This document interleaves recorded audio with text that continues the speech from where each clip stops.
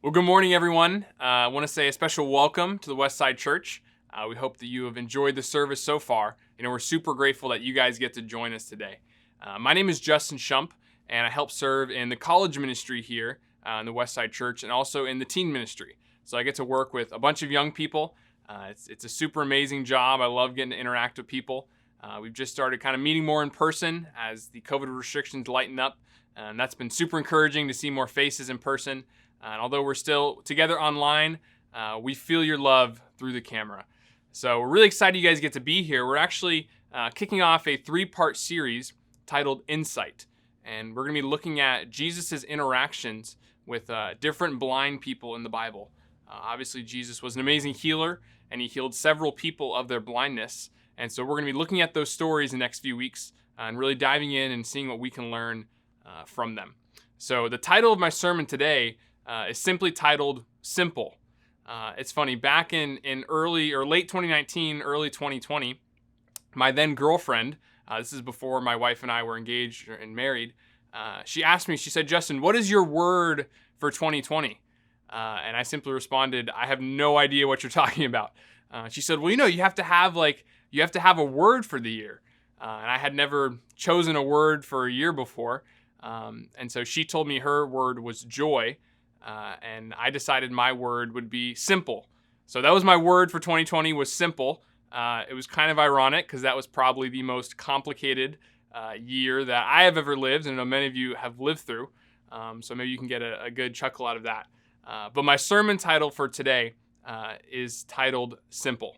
And we're going to be reading out of John chapter 9, looking at Jesus' interaction with a man who was born blind. So this is what the Bible reads in John chapter 9. It says, "As he went along, he saw a man blind from birth. His disciples asked him, 'Rabbi, who sinned, this man or his parents, that he was born blind?' 'Neither this man nor his parents sinned,' Jesus said. 'But this happened so that the works of God might be displayed in him. As long as it is day, we must do the works of him who sent me. Night is coming when no one can work.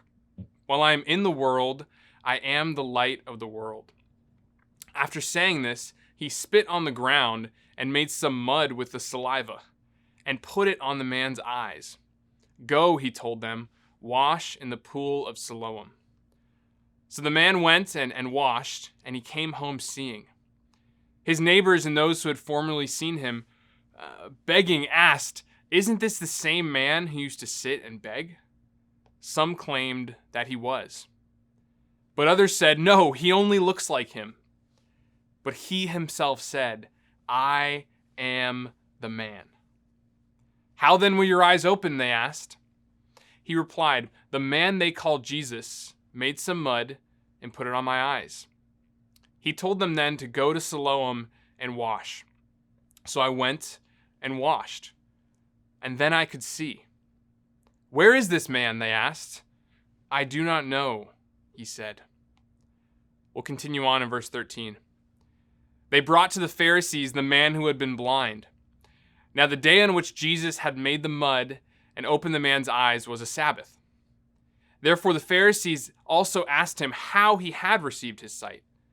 'He put mud on my eyes,' the man replied, 'and I washed, and now I see.' Some of the Pharisees said, 'This man is not from God, for he does not keep the Sabbath.' But others asked, 'How can a sinner perform such signs?' So they were divided. Then they turned again to the blind man. 'What have you to say about him? It was your eyes he opened.' The man replied, 'He is a prophet.' They still did not believe that he had been blind and had received his sight, until they sent for the man's parents. 'Is this your son?' they asked. 'Is this the one you say was born blind? How is it that now he can see?' 'We know he is our son,' the parents answered, 'and we know he was born blind. But how he can see now, or who opened his eyes, we do not know. Ask him, for he is of age. He will speak for himself.' His parents said this because they were afraid of the Jewish leaders. who had already decided that anyone who acknowledged that Jesus was the Messiah would be put out of the synagogue. That was why his parents said, "He is of age, ask him." It continues, it says, the second time they summoned the man who had been blind. "Give glory to God by telling the truth," they said. "We know that this man is a sinner." He replied, "Whether he is a sinner or not, I do not know.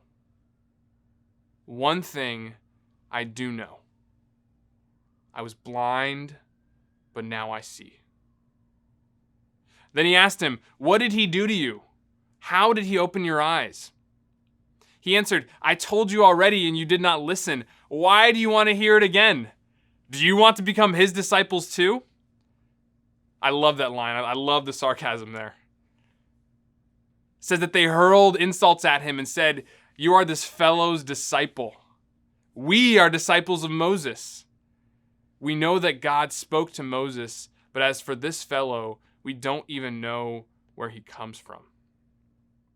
The man answered, "Now that is remarkable. You don't know where he comes from, yet he opened my eyes." Throwing in more sarcasm there. We know that God does not listen to sinners. He listens to the godly person who does his will. Nobody has ever heard of opening the eyes of a man born blind.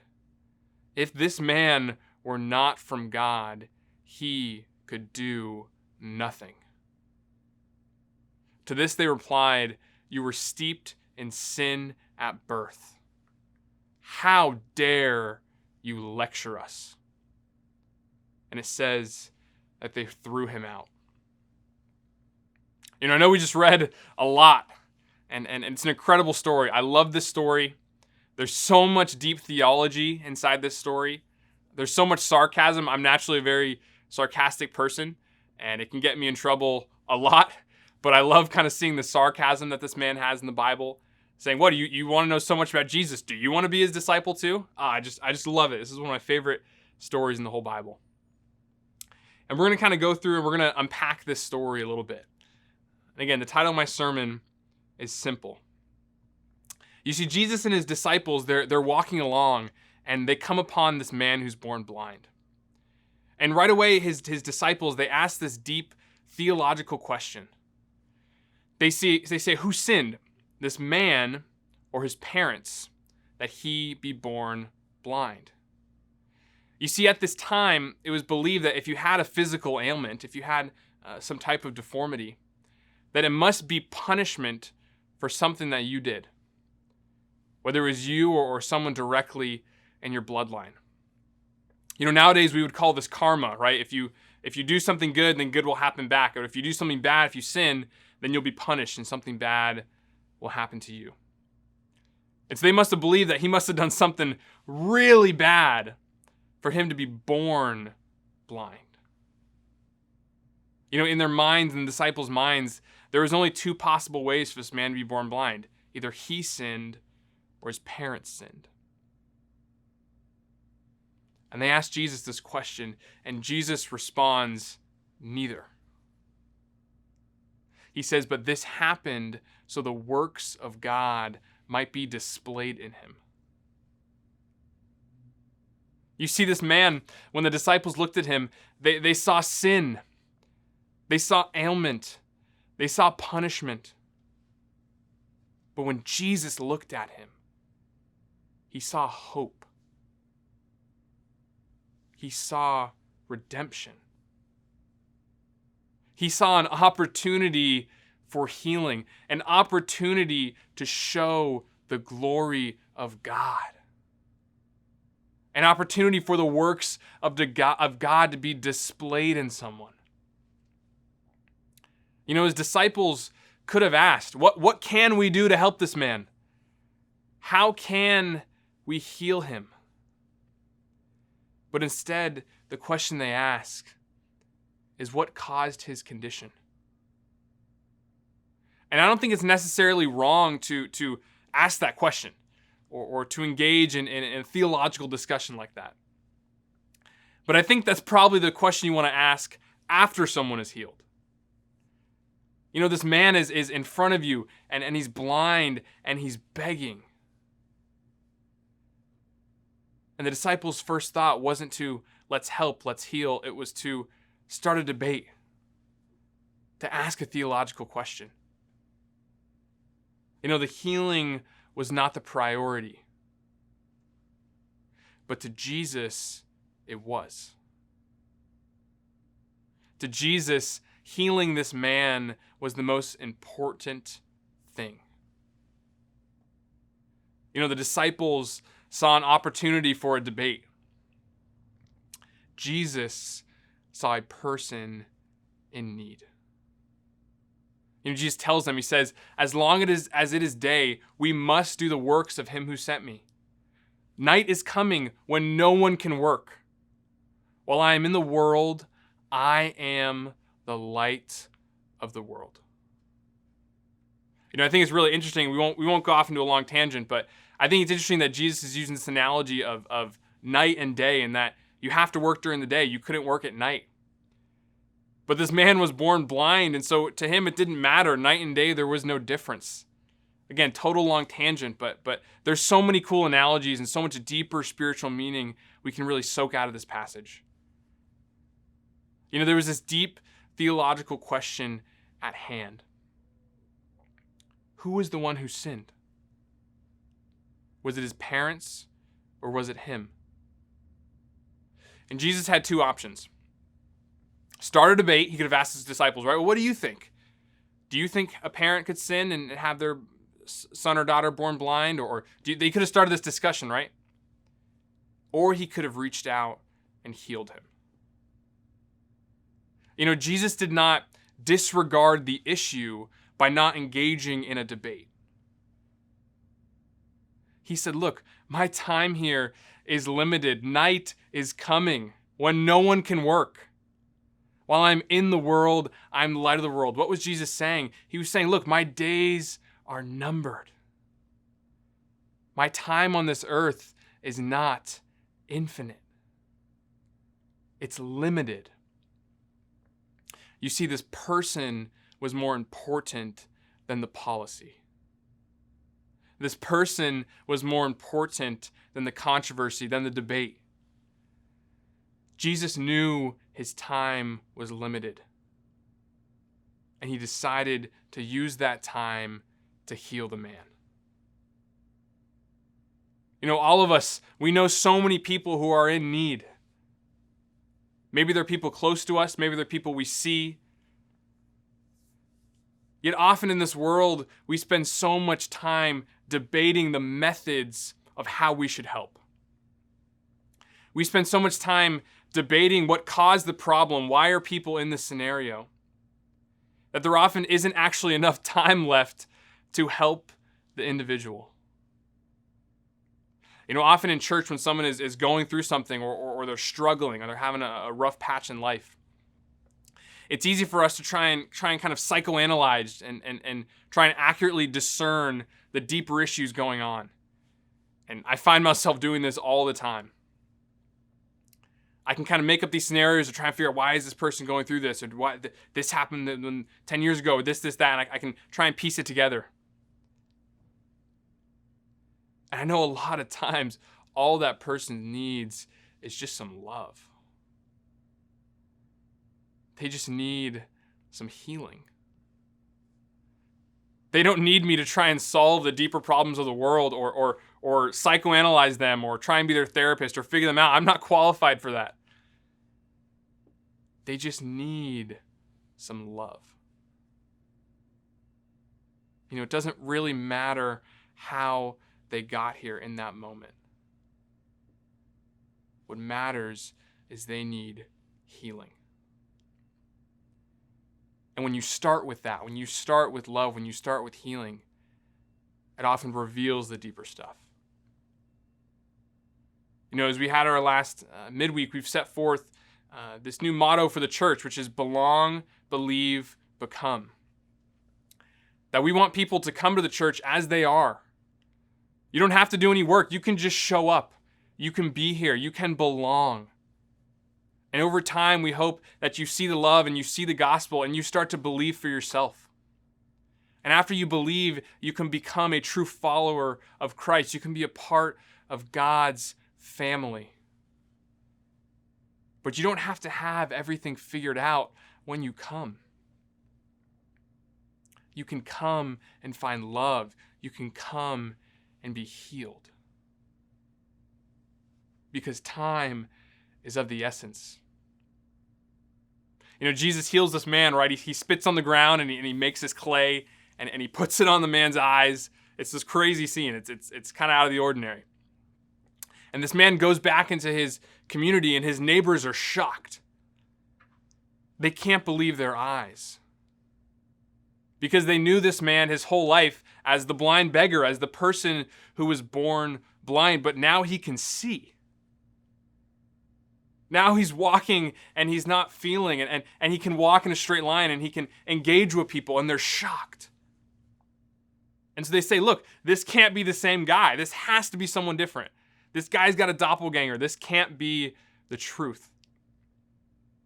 But he says, no, I am the man. It's me. And so they bring him to the Pharisees, the religious rulers, the one who make the laws. And the Pharisees start questioning him. And they put this strong emphasis on how Jesus healed. And so we have to ask ourselves, why were they extra offended by this mud? Because they seem that when they ask him, that's when they get upset. They find out that Jesus had spit on the ground and made this clay, made this mud, and he healed him. And they're super upset about that. And so maybe it's maybe it was just because it was kind of gross, right? You're just spitting on the ground. I know at our midweek this past week, for those who are there, Steve spit in the cup and everyone was grossed out. Because spit is pretty gross, right? So for Jesus to just spit on the ground and to make some mud and then rub it on some person's face, it seems a bit disrespectful. Maybe that's why the Pharisees were upset. You see, the day that Jesus healed this man, it was a Sabbath. And a Sabbath is a day where the Jews were supposed to rest from doing any work. They weren't supposed to toil. They weren't supposed to labor. And so they already knew that this man had been healed on the Sabbath. And they would have been offended by that. But they were extra offended by the way Jesus healed him. It's interesting. You see, the Jews, they had this list of 39 melachah, which outlined 39 different types of work that was forbidden on the Sabbath. Things like planting and gathering or sorting and sowing. And on the list of these 39 melachah is this act called losh, L-O-S-H. And what losh is it's combining particles into a semi-solid or a solid mass via liquid. So the kind of English term would be amalgamation, right? That's a fun word to say, amalgamation, which is combining solid and liquid together to form a paste or a dough-like substance. And this was forbidden on the Sabbath. This is one of the 39 things listed. You can't make this dough. You can't mix solid and liquid. Here's what's really interesting. There's 4 different types of losh. There's blila ava. I'm going to butcher some of these names. There's number 1 is blila ava, which is a thick, dense mixture. And then there's blila raha, which is a thinner, pourable mixture. So kind of like a salad dressing, like a thick ranch dressing. There's davar nozel, which is a pourable liquid with similar viscosity to water. And so that would maybe be like Kool-Aid, if you mix some Kool-Aid and pour that out. And then there was a 4th one, which is if you took large pieces mixed with a liquid. So think of like cereal. The only one that was officially forbidden on the Sabbath was the first one. Making a thick, dense mixture. And so if Jesus would have filled a cup and put some dirt in there and poured it, that technically would have been fine. If Jesus would have had large chunks of clay and put some water, that would have been fine. But Jesus specifically chose the one type of losh that is forbidden. You read all throughout the Bible, Jesus healed tons of people, and he actually healed on the Sabbath. When he did it, he only did it by reaching out and touching people. He had never done anything like this. I mean, he went out of his way to break the Sabbath rules. He didn't only break the Sabbath by healing, but also by how he healed. I mean, picture if you were a Pharisee and you hear this. I mean, the disrespect, the scandal, the controversy. Not only is this man going to heal on the Sabbath, he's going to make this losh. He's going to perform work. You start to understand why they were so upset, why they were so offended, why they thought if this man who was blind was a follower of Jesus, he must be a sinner. You know, it's crazy when you really think about it. So why did Jesus do this? Why did Jesus go out of his way to offend them? You know, I believe it's the same message Jesus kept trying to get across over and over and over. And that's that people are more important than policy.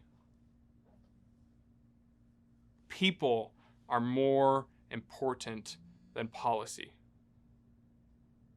Now, that doesn't mean you just get rid of all policy, right? That doesn't mean we just throw out all of the commands and just do whatever we want. You know, the Sabbath, it was a gift from God. It was an amazing thing. But Jesus knew that his time was limited. He wasn't going to waste his time just constantly debating the religious rulers, because he was on a mission to heal as many people as possible. And he wanted the rulers to know that these small rules they had created, down to the minute detail, didn't matter.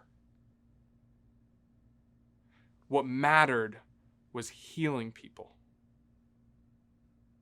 And so we have to ask ourselves, are we on this same mission? Do we feel this same urgency? You know, this past year felt like it was filled with endless debate on social issues, economic issues, religious issues. You know, it feels like you really can't go 5 minutes without encountering some type of controversy. And you know, most of these debates that we have in the church and in society, they're trying to fix problems with people. They're trying to help people. You know, how should we help the underprivileged, the poor, the homeless, the migrants in this country? What should we do? What should be the policy? How should we address racial inequality? How should the church be more inclusive? Yet at times we spend so much energy and time debating and arguing and trying to make our opinions heard. And I think often we spend so much time doing that there isn't enough time left over to actually help people. I mean, think about the hours over the past year that have been spent debating, whether it's in person, over Zoom, the hours on Facebook, the hours on Instagram. Think about all of the hours that people have spent debating with one another. Thinking, oh, I know what I'm going to say. I'm going to get them. Just think about that. Now imagine if people had gone the same amount of hours helping someone, serving their community, mentoring a young person in need, helping those who are struggling. You know, I'll be the first one to admit I am lacking severely in this area. It's easy for me to spend my days thinking about the controversial issues and my opinions to it. And if anyone were to ever ask me, I would have the perfect thing to say. Yet what if I took the amount of time that I spent in my head trying to win fabricated arguments and I actually spent that time helping people? Imagine the impact I could have if I cared a little bit less about policy and more about people. You know, I really believe we've got to make things more simple. And I'm so guilty of constantly overcomplicating things. I tend to be a bit OCD. I can overanalyze things a lot in my mind. It can cause a lot of stress and a lot of anxiety. But you look at this man in the story, and he had such a simple faith. And he had a simple evangelism. I mean, he goes home to his town, and people see that there's a difference. And he's like, I don't even know what happened. All I know is this guy Jesus healed me, and it's amazing, and it's awesome. I mean, that's all his evangelism was. You know, I can so overcomplicate trying to share the gospel with people. I can think that I have to have these deep philosophical arguments ready, or theological arguments, or ready to go at people. Instead of just walking around and saying, look, I've been healed. Jesus is amazing. Do you want that? Do you want to experience healing? I can so overcomplicate sharing the gospel. You know, the Pharisees, they drill him with these complex questions. And I doubt that this man who was born blind, I doubt he knew all the Sabbath laws. I doubt he fully understood the complex political and religious tensions of the time. I mean, he's a blind beggar. All he cares about is getting his basic needs met. He just needs some food. That's all that matters to him. He lived a simple life. And after drilling him with all these questions, and he gives these sarcastic answers, and I love it. I love his sarcasm. He simply ends off and says, one thing I know. The only thing I know. I was blind, and now I can see. To this man, it was so simple. He had no interest engaging in this theological debate with the Pharisees. And I read this and I can feel jealous of this man. And I see different people in my life who have a very simple faith, a very simple reliance on God. And I can feel super jealous because naturally I don't feel that way.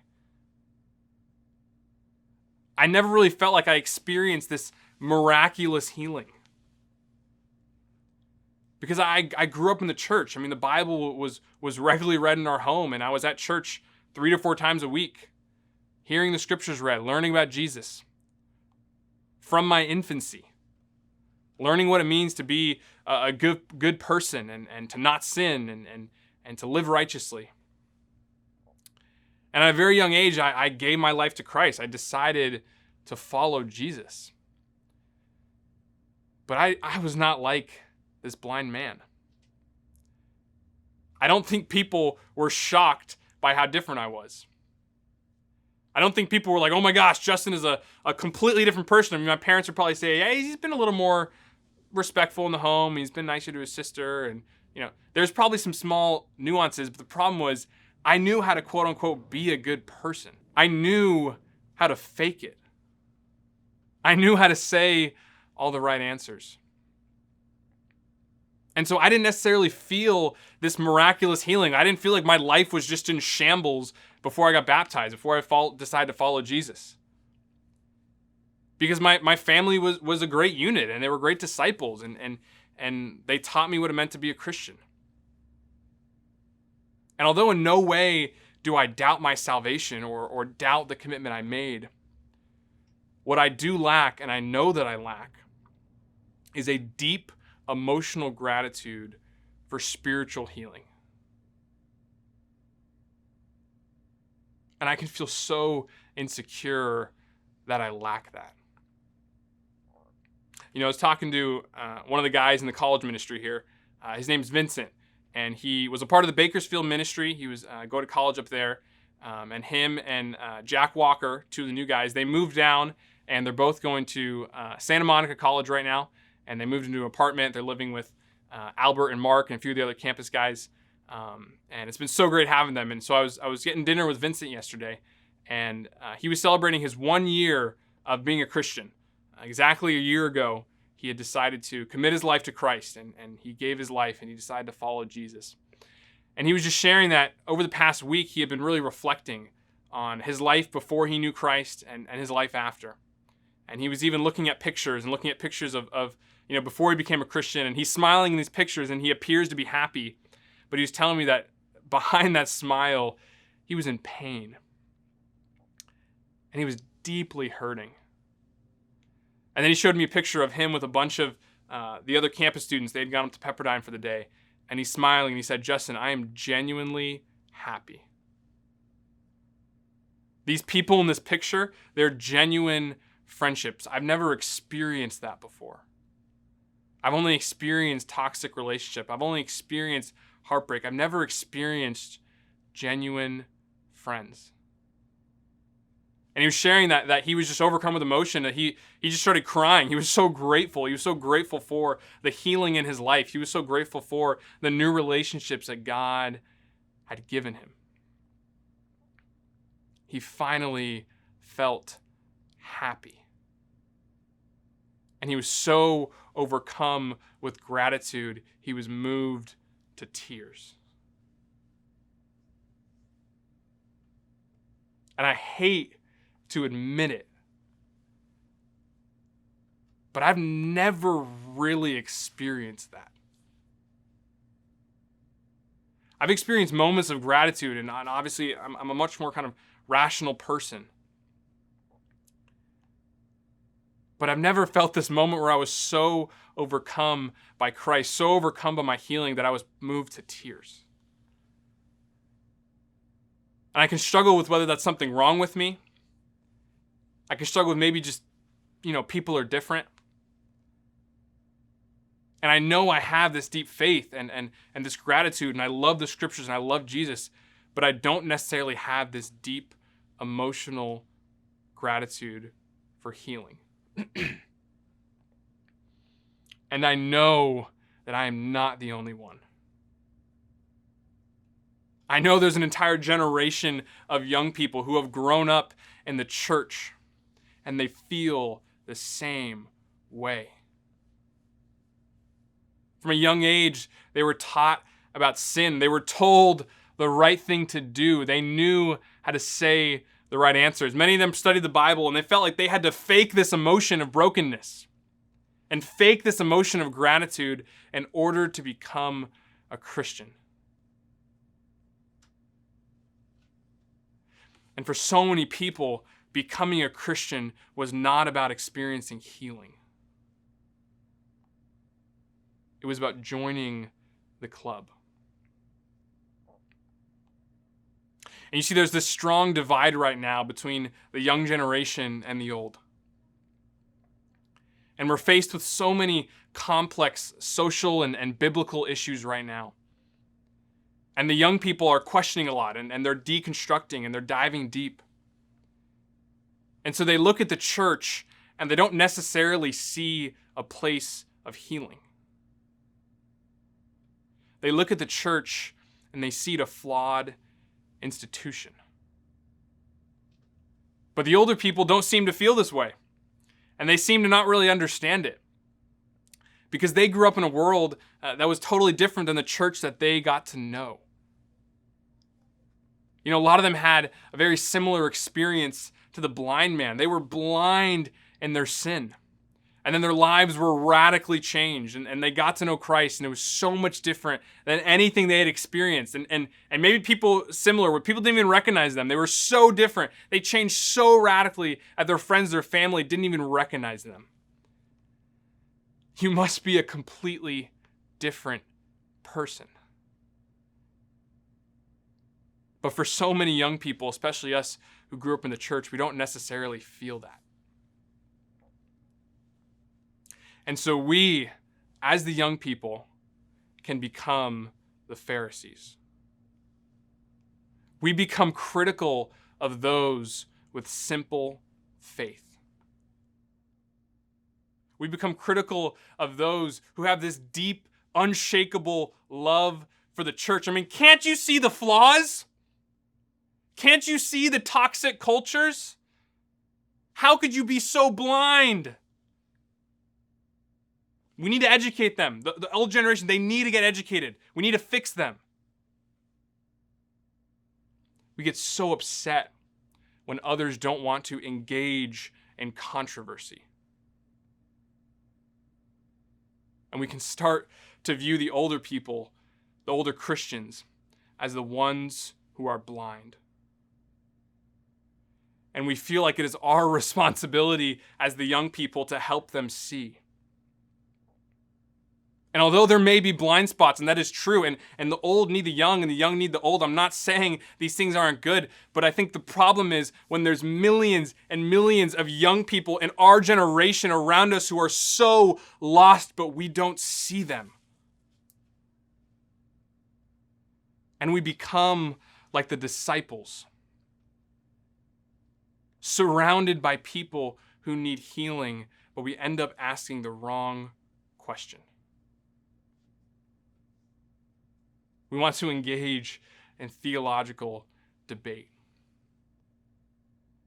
We focus too much on the policy and not on the people. And obviously, it's not a bad thing to try and amend policy. It's not a bad thing to try and enact change or to ask theological questions. Please don't walk away thinking that's what I'm saying. What I'm saying is that those things can't come before helping people in need. You see, our time on this earth is limited.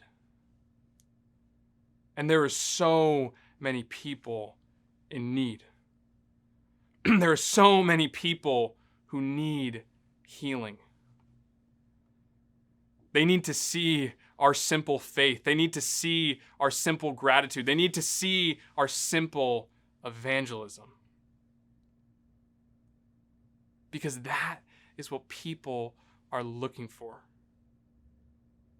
Not a church that takes all the right stances, not a church that has all of our theologically figured out. A church where someone can come and experience healing. That is what Jesus focused on. That is our call. I love you guys so much. Thank you so much for joining us today. I hope you enjoyed this passage. It's one of my favorites in the whole Bible. I encourage you to dig into it. I know we read a lot. There's so much there. Soak it up for all that it's worth. We'll see you guys next week.